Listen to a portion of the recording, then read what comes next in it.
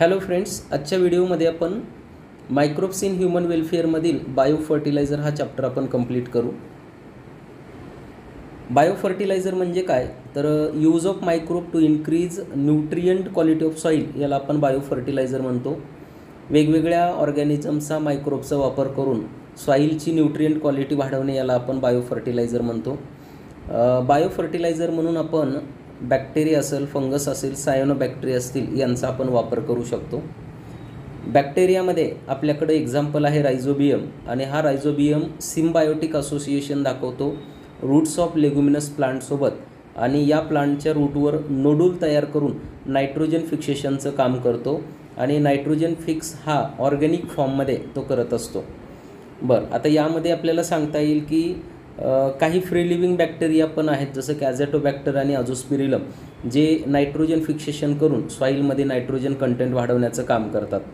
सॉईलमध्ये nitrogen का वाढवायचं आहे तर प्लांटला ग्रोथ आणि डेव्हलपमेंट होण्यासाठी मॅक्झिमम जो एलिमेंट लागतो तो नायट्रोजन आहे, आणि तो नायट्रोजन आपण सॉईलमध्ये वाढवण्याचा प्रयत्न करत असतो।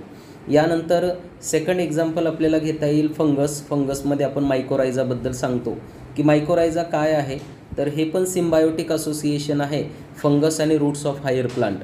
मग ही फंगस सॉईलमधून फॉस्फरस ॲब्सॉर्ब करते आणि प्लांटला सप्लाय करते, तर प्लांट त्याच्या बदल्यामध्ये फंगसला फूड सप्लाय करण्याचं काम करतात। याचबरोबर फंगस अजून प्लांटला कशा प्रकारे मदत करते तर resistant to root borne pathogen हे पहिलं फंक्शन आहे।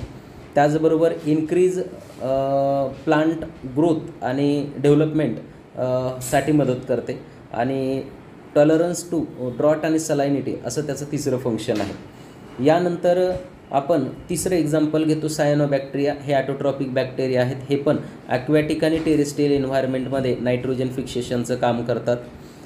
सायनोबॅक्टेरिया हे इम्पॉर्टंट बायो फर्टिलायझर आहेत पॅडी फील्डमध्ये। तसंच ब्ल्यू ग्रीन अल्गी हा सॉईलमध्ये ऑर्गॅनिक मॅटर डिपॉझिट करतो, त्यामुळे सॉईलची न्यूट्रिएंट क्वालिटी वाढण्यासाठी मदत होते। सायनोबॅक्टेरियाची एक्झाम्पल अनाबिना नॉस्टॉक ऑसिलेटोरिया, हे पण ॲटमॉस्फिअरमधल्या नायट्रोजनचं फिक्सेशन करून सॉईलमध्ये नायट्रोजन वाढवण्याचं काम करतात। आपण जर केमिकल फर्टिलायझर वाढवले तर एन्व्हायरमेंटल पोल्युशन होण्याचं चान्सेस असतं, वॉटर असेल, सॉईल असेल। त्याच्याऐवजी बायो फर्टिलायझर हे मोस्टली आपण ऑर्गॅनिक फार्मिंगमध्ये यांचा वापर करतो, आणि हे सॉईलची न्यूट्रिएंट क्वालिटी वाढवण्यासाठी खूप चांगल्या प्रकारे मदत करतात। मार्केटमध्ये वेगवेगळे बायो फर्टिलायझर अवेलेबल आहेत, ज्यामुळं सॉईलची न्यूट्रिएंट क्वालिटी पण वाढू शकते, आणि आपल्याला केमिकल फर्टिलायझरवर डिपेंड राहण्याची पण गरज नाही। हा पूर्ण टॉपिक